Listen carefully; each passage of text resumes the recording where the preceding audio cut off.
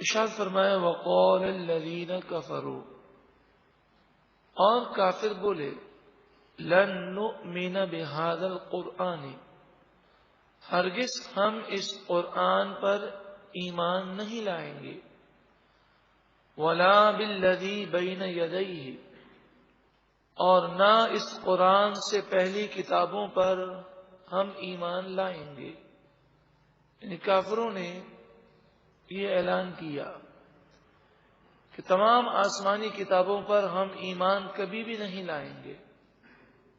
وَلَوْ تَرَىٰ، اور اگر تو دیکھے اِذِ الظَّالِمُونَ مَوْقُوفُونَ عِندَ رَبِّهِمْ، جب ظالم اپنے رب کے حضور مجرم بن کر کھڑے ہوں گے، جب یہ ظالم، یہ گنہگار، یہ کافر مجرم بن کر اور ایک مجرموں کی حیثیت سے وہ رب کی بارگاہ میں کھڑے ہوں گے۔ اے لوگوں، وہ وقت اگر تم دیکھو، سوچو کہ اس وقت ظالموں کا کیا عالم ہوگا۔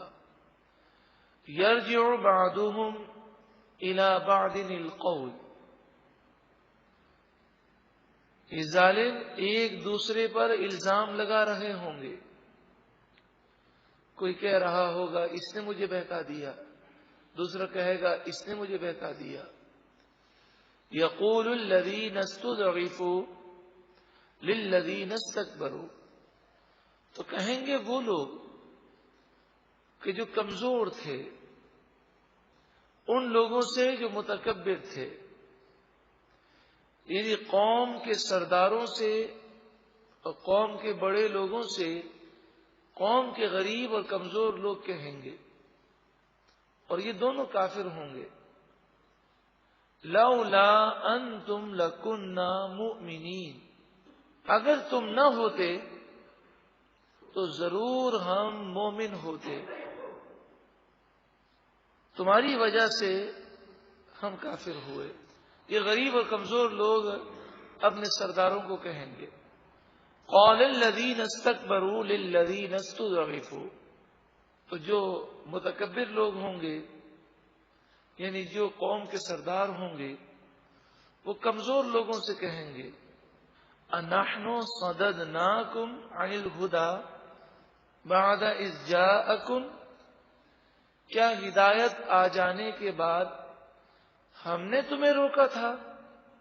بل نہیں، بلکہ کنتم مجرمین، تم ہی گناہگار تھے، تم ہی حق کو جھٹلانے والے تھے۔ یعنی آج دنیا کے اندر لوگ ایک دوسرے کی باتیں مانتے ہیں، کل بروز قیامت وہ یہ عذر پیش کریں گے اور ایک دوسرے پر لعنت کریں گے۔ جس نے کسی کی بات مانی ہوگی اور کسی کی وجہ سے گناہ کیے ہوں گے، وہ کہے گا اگر تو نہ ہوتا تو میں نیک ہوتا، مومن ہوتا، صالح ہوتا۔ تو دوسرا کہے گا کیا میری وجہ سے تو گناہگار ہوا ہے؟ کیا میری وجہ سے تو ہدایت سے رک گیا ہے؟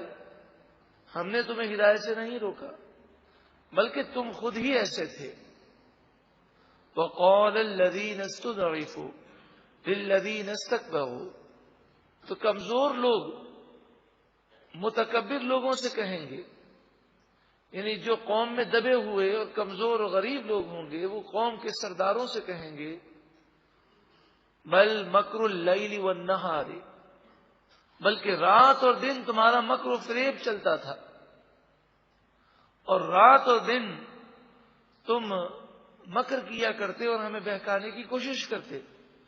اذ تأمروننا ان نکفر باللہ، جب تم ہمیں حکم دیتے کہ ہم اللہ کے ساتھ انکار کریں، تم ہمیں گمراہی کی دعوت دیتے۔ وَنَجْعَلَ لَهُ أَنْدَادًا، اور تمہاری یہ کوشش ہوتی کہ ہم اللہ کے ساتھ شریک ٹھہرائیں، مد مقابل ٹھہرائیں۔ اس طرح ایک دوسرے پر وہ لعنت ملامت کریں گے، ایک دوسرے کو کوسیں گے، مگر ان باتوں سے کوئی فائدہ حاصل نہ ہوگا۔ وَأَسَرُّ النَّدَامَةَ، اور وہ ندامت کو، شرمندگی کو پائیں گے، اپنے جی میں چھپائیں گے، اور شرم کے مارے وہ اپنی نگاہوں کو جھکا لیں گے۔ یہ شرمندگی اور یہ ندامت کا احساس انہیں کب ہوگا؟ لما رأوا العذاب، جب وہ اللہ کے عذاب کو دیکھیں گے۔ وَجَعَلْنَا الْأَغْلَالَ فِي أَعْنَاقِ الَّذِينَ كَفَرُوا، اور ہم کافروں کی گردنوں میں طوق کو رکھ دیں گے، آگ کے پھندے ہوں گے ان کی گردنوں میں۔ هَلْ يُجْزَوْنَ إِلَّا مَا كَانُوا يَعْمَلُونَ، اور جو وہ برے کام کیا کرتے تھے اسی کی انہیں سزا دی جائے گی۔ ان آیات میں واضح درس ہے کہ انسان کسی کی خاطر گناہ نہ کرے، انسان کسی کی خاطر گناہ نہ کرے کہ مرنے کے بعد کوئی کام نہیں آئے گا۔ جن کی خاطر ہم نے گناہ کیے ہیں وہ بھی بری الذمہ ہونے کی کوشش کریں گے، خیر وہ بری الذمہ نہیں ہو سکیں گے، وہ بھی گناہ میں شریک ہیں، ان کے نامہ اعمال میں بھی گناہ لکھے ہیں، اور اگر ہم نے ان کی خاطر گناہ کیے ہیں، ان سے شرم کی وجہ سے، ان کی مروت کی وجہ سے، یا ان کے روب و دبدبے کی وجہ سے، یا ان کو خوش کرنے کے لیے، یا میرا دوست ناراض نہ ہو جائے، یا ہماری رشتہ داری کا مسئلہ ہے، اس طرح کی باتوں کی وجہ سے اگر گناہ کیے ہیں تو یہ رشتہ دار، یہ دوست کوئی کام نہیں آئیں گے۔ ہمیشہ سے یہ ہوتا رہا کہ جو قوم کے سردار تھے، نواب تھے، حکمراں تھے، بادشاہ تھے، انہوں نے ہمیشہ حق کے پیغام کو جھٹلایا، خود بھی گمراہ ہوئے اور دوسروں کو بھی گمراہ کیا۔ آج بھی یہی معاملہ ہے کہ وہ چند افراد جو ارب پتی ہیں، کھرب پتی ہیں، ان میں سے اکثریت اللہ کی نافرمان ہے۔ کوئی آپ کو لاکھوں میں کوئی ایک ملے گا کہ جو کروڑ پتی، ارب پتی بھی ہو، وزیر بھی ہے، حکمراں بھی ہے، مگر راتوں کو اٹھ کر وہ اللہ کی بارگاہ میں سجدہ ریز ہے، وہ اللہ کی نافرمانی نہیں کرتا، فرما بردار ہے، وہ دنیاوی عیش و عشرت کی وجہ سے گناہوں میں نہیں پڑتا۔ یہ ایسے لاکھوں میں چند ایک ہوں گے، ورنہ اکثر تو خود بھی گمراہ ہیں اور دوسروں کو بھی تباہی کی طرف لے جاتے ہیں۔ وَمَا أَرْسَلْنَا فِي قَرْيَةٍ مِّن نَذِيرٍ إِلَّا قَالَ مُتْرَفُوهَا إِنَّا بِمَا أُرْسِلْتُمْ بِهِ كَافِرُونَ، ہم نے جس بستی میں بھی ڈر سنانے والا بھیجا، جس بستی میں بھی نبی کو بھیجا، رسول کو بھیجا، تو اس بستی کے مالداروں نے، مترفوہا مالدار سردار، انہوں نے یہی کہا بے شک جس نبوت کے ساتھ، رسالت کے ساتھ تم بھیجے گئے ہو ہم اس کا انکار کرنے والے ہیں۔ وَقَالُوا نَحْنُ أَكْثَرُ أَمْوَالًا وَأَوْلَادًا، انہوں نے کہا کہ ہمارے پاس مال بھی زیادہ ہے، اولاد بھی زیادہ ہے۔ وَمَا نَحْنُ بِمُعَذَّبِينَ، اس وجہ سے ہم پر عذاب نہیں ہو سکے گا۔ مراد یہ ہے کہ انہوں نے یہ گمان کیا کہ اللہ تعالی ہمارے اعمال کی وجہ سے خوش ہے، اسی لیے ہم پر مال اور دولت کی فراوانی ہے۔ جب اللہ تعالی ہم سے خوش ہے اور ہمیں مال دے رہا ہے تو اگر کل بروز قیامت اٹھنا نصیب ہوا تو جنت بھی وہ ہمیں ہی دے گا۔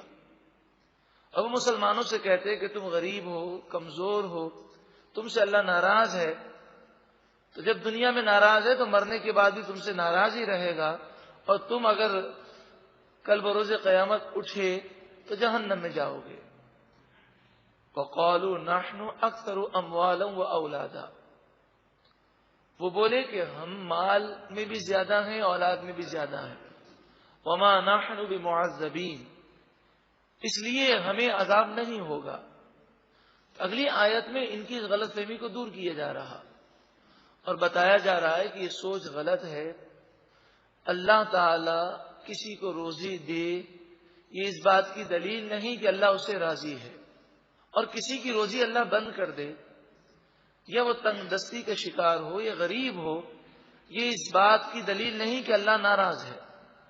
اگر دیکھا جائے تو اس وقت دنیا کی اکثریت وہ غریب ہے اور مالداروں کی تعداد تو کم ہے۔ اب جتنے مالدار ہیں ان میں سے اکثریت کافروں کی ہے یا گناہگاروں کی ہے، اور اکثر مسلمان وہ غریب ہیں۔ اور یہ آج کا معاملہ نہیں۔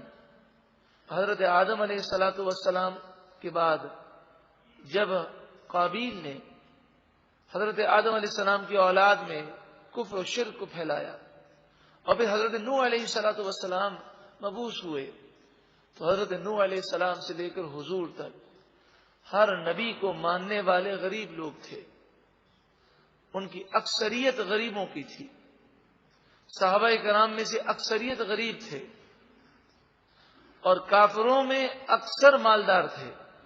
ان تمام باتوں کو پیش نظر رکھ کر ہمیں یہ سمجھنا چاہیے کہ اگر مالدار، حکمراں، وزراء یا ایسے بڑے لوگ یا قوم کے سردار یا وڈیرے یا نواب اگر کوئی گناہ کر رہے ہیں تو ہمیں ان کو دیکھ کر گناہ نہیں کرنا چاہیے، کیونکہ اللہ تبارک و تعالی کی نافرمانی کرنے میں کسی مخلوق کی اطاعت اور فرمانبرداری نہیں ہو سکتی، تو اللہ تعالی کی فرمانبرداری کرنی چاہیے۔ اچھا، عام طور پر ایک وبا یہ عام ہے کہ لوگ یہ سمجھتے ہیں کہ جو مالدار ہے یا وزیر ہے یا حکمراں ہے یا سردار ہے یا نواب ہے یا وڈیرا ہے اس میں عقل ہم سے زیادہ ہوگی۔ ایسی بات نہیں ہے۔ مال کا ہونا یا سرداری کا ہونا یہ عقل مندی کی دلیل نہیں۔ بڑے بے وقوف، بلکہ بے وقوفوں کے سردار بھی بسا اوقات وہ حکمراں بن جاتے ہیں۔ جیسے نمرود، یہ دنیا میں بے وقوفوں کا سردار تھا لیکن پوری دنیا کا بادشاہ تھا۔ یعنی اس کی بے وقوفی کی انتہا دیکھیں کہ جو آتا اسے کہتا کہ مجھے سجدہ کرو اور مجھے خدا مانو، تو جو اپنے آپ کو خدا سمجھے اس سے بڑا بے وقوف اور کون ہوگا کہ اللہ تعالیٰ کو چھوڑ کر وہ کہے کہ میری پوجا کی جائے۔